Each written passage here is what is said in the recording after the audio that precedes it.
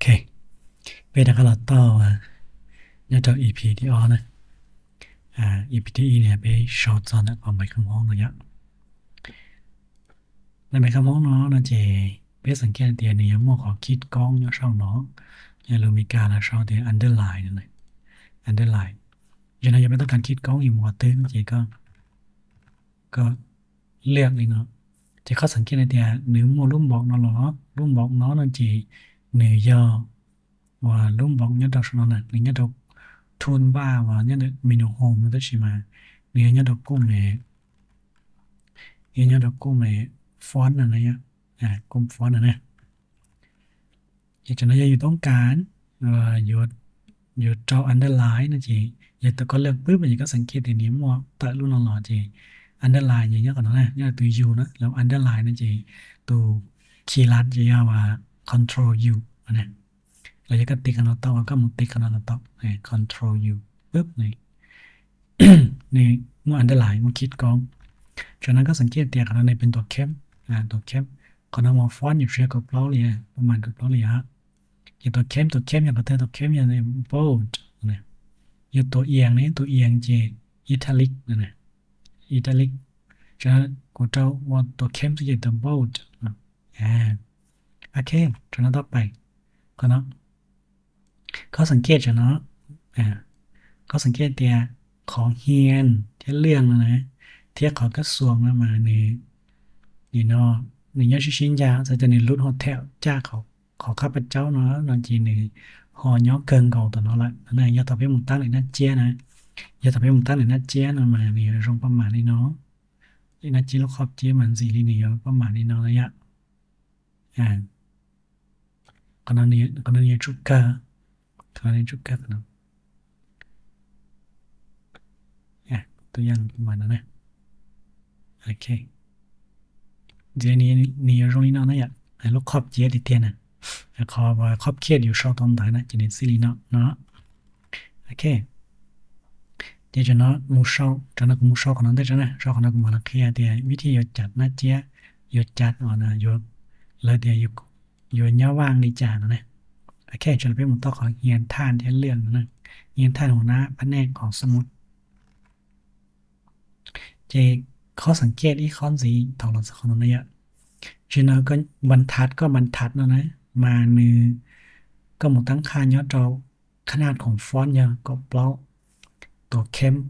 เทียมอันเดอร์ไลน์อยากจะนั้นกู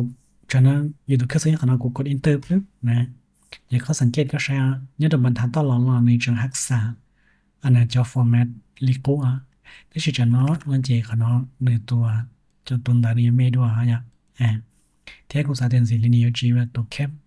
อยู่ตัวเข้มแล้วกูจอดโอเคอยู่ตัวเข้มแล้วต้องถ้าสิ่งกูสาธิตสิ่งชิโมตัวเข้มนะก็ต้องกูจิตตัวเข้มนะก็ต้องมันสิ่งระดับฟอร์มเนาะมีมั้ยอยู่ตัวเข้มใช่ไหมที่เทียบอยู่จีตัวเข้มเจจะนะข้อสังเกตแต่เนาะในยอดดาวนุ่นละได้ชิมาขอนอนในห้องยอดต่อเริ่มจากต่อซ้ายอย่างนี้ชั้นเราเลยนี่จะน่ากลัวจุดต่อมูปรับขอนอนปรับขอนอน align ว่า align left นั่นเนี่ยปึ๊บนี่นะอย่างบอชอบเดียเฮียนนะแต่บอชอบปึ๊บเฮียนนั่นนี่กูสังเกตเดียในตัวฟอนต์เนี่ยจะมันทันเนาะเทียบเนาะในชื่อยังอันนั้น e format ฉะนั้นกูต้องการบอกขอนอนว่าตัวในชื่อเข้มกำลังชิมว่า underline ฟอนต์ของน้องยาก็ออกปึ๊บประมาณนั้นนะเฮียนจริงท่านนะเฮียนท่านมันนะท่านนี่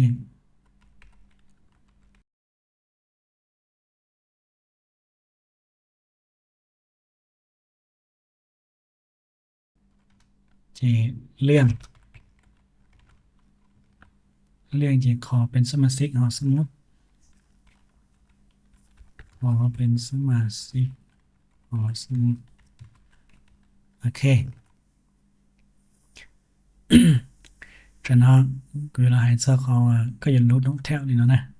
ยันเขานอนที่จะนอนในรูดน้องแถวชิดซีจะเฉยของมันอย่างนี้ต้องได้ชอบวิธีรูดน้องแถวจะง่ายๆก็ว่า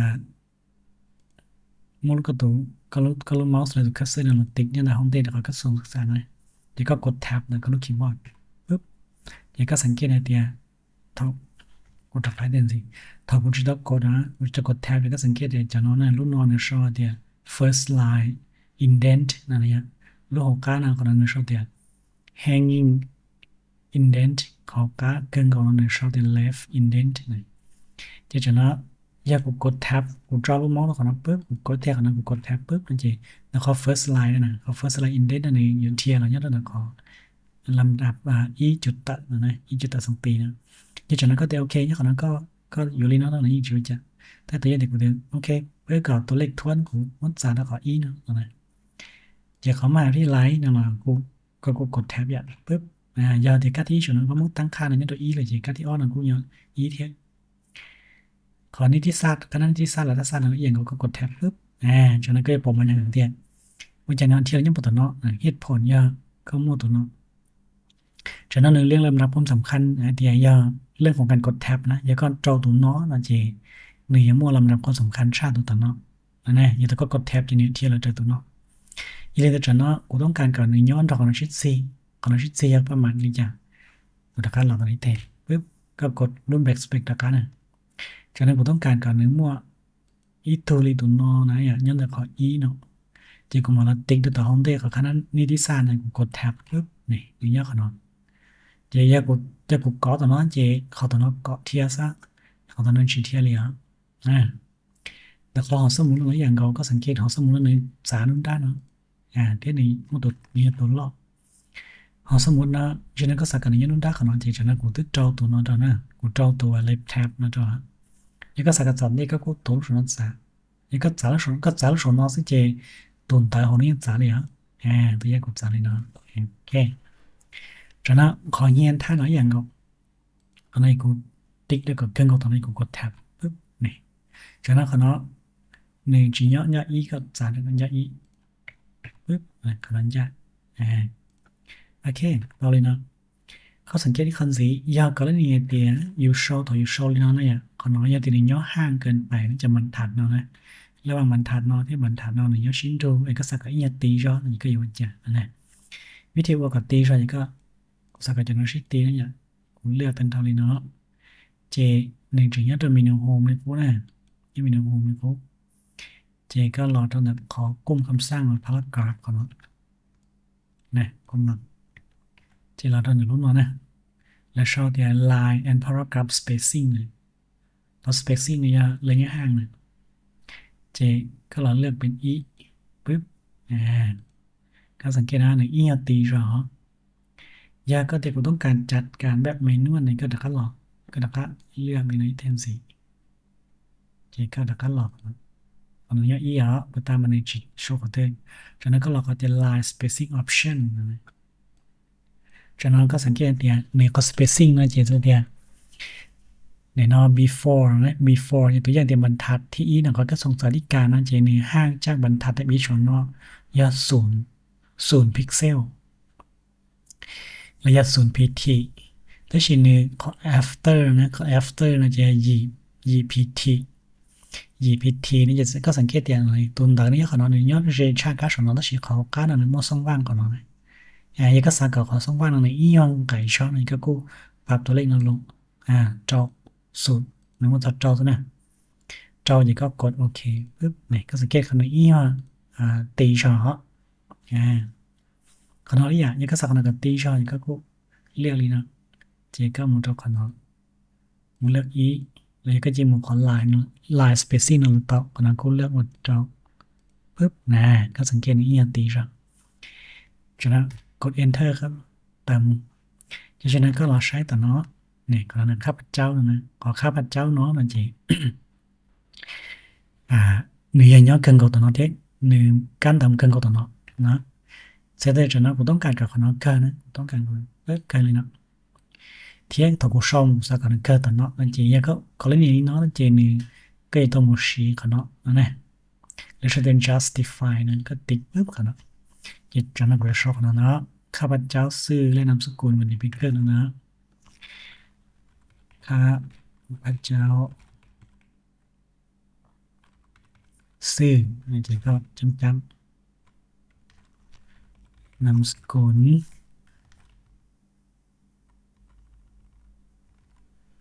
มันเดินปีเกิดขนมมันสิเรียวจุดนะมันเดินปีเกิดเจตคานจำโอเคอยากก็จำตัวที่จะในป้องเราตัวของน้องเนาะที่ชิมาฉะนั้นก็กดรูปแบบสเปกตะการรูปแบบแพกตะการจีนตอนสอบตอนเกินอะไรก็กดในนอจุดอยากก็เล่นนี่เท่าเล่นเอาหลายนี่ก็กดลูกศรตะการชั้นเราอีเตนะนี่ก็กดรูปสเปกรูปแบบแพ็กนะเตะกันยังยิ่งยากเลยเนาะอีเตซะเจนี่อยากก็เล่นนี่เจนี่ฮอตสารเด้นี่ก็เหมือนกันกดรู้นะฮะเนี่ยรู้จำหน่อยตัวอีเทนสิจะตอนนี้พอดีเกิดนะรู้นะจีก็กดรูปปุ่มสเปกก็กดรูปปุ่มลูกศรชาร์จสีตัวมีกันย้อนขอเกินเก่านะจีก็กดรูปปุ่มสเปกบาร์เนี่ยรุ่นด้านรุ่นหนึ่งเตนะปึ๊บอีเทนนะจีต่อมูยาจีอาชีพสังกัดที่ภาควิชาก็ชอบเรียนอาชีพนะอย่างกรณีเป็นพารกรรมดอลลีนอจิก็จะเป็นกดอินเตอร์กับในลงแถวเลยครับก็จะกดย้อนวางสักจีก็อาซีนี่ก็จะ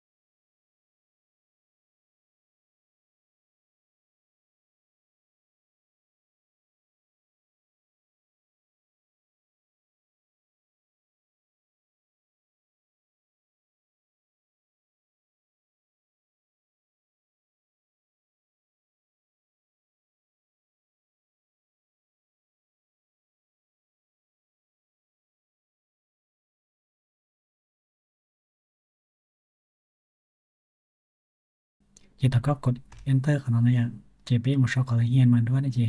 ก็หลับปอกของเราว่า align right ชอบเรียนด้วยความเคารพและนับถืออย่างสูงคลนคณะนิติศาสตร์และรัฐศาสตร์คลนเจคลอย่างที่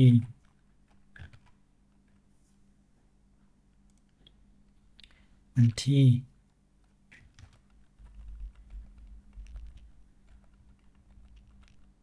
โอเคคนไหนคอนอนลงนะคอนอนลงเจ็บพ้องขอเชนเทอร์เจ็บพ้องขอโอเคดีนอนซะนะ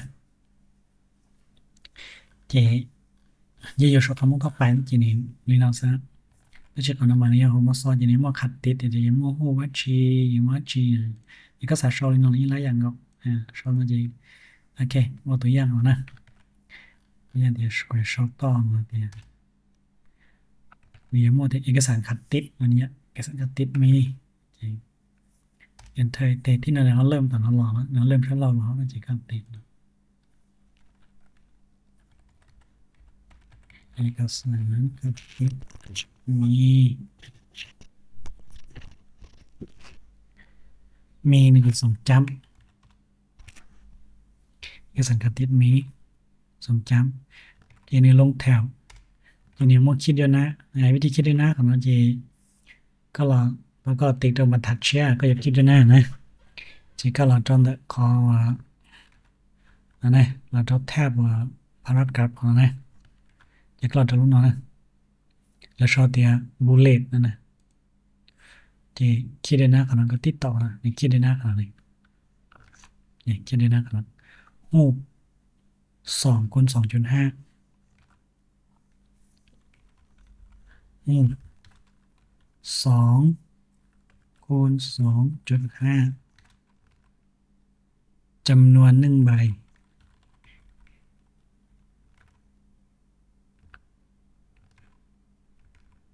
จำนวน1ใบบัตรศึกษา1แผ่น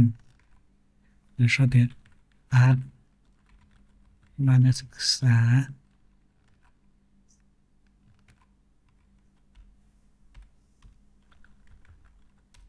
1แผ่นโอเคนี่เด็กตาเลยเนาะซะเนี่ยก็ในวิธีชมคำออกเขาจะเขียนได้ยากเขาไปพิมพ์ตัวนั้นถ้าชี้วิธีการจัดการตัวอย่างหนึ่งชิ้นอยู่นะจากนั้นตัวเครื่องหมาย slash นั่นเองตัวเครื่องหมาย slash นั่นนะที่อันนี้ในโชว์ในตัวฟอนต์ภาษาอังกฤษภาษาอังกฤษนะอย่างนี้ภาษาอังกฤษนะเจนตัวเครื่องหมาย slash นั่นในย้อนตัวเครื่องหมายถามได้คีย์บอร์ดนะพอลูกปุ่ม shift ชัดสีhanya tiene show pas nên lưu tổ font nó người nhớ trongภาษาลาวmà chỉตัวเครื่องหมาย slash นะngười nhớ trong đoạnว่ารูปปุ่มnàyตัวเครื่องหมายวงเยี่ยมวงเคาะอันนี้ชัดสีชัดต่อนะอันนี้ตัวรูปปุ่ม enter สองนะรูปปุ่ม enter ชัดสีโอเควิธีชอบคำว่าเย็ดเดลินองซะนะ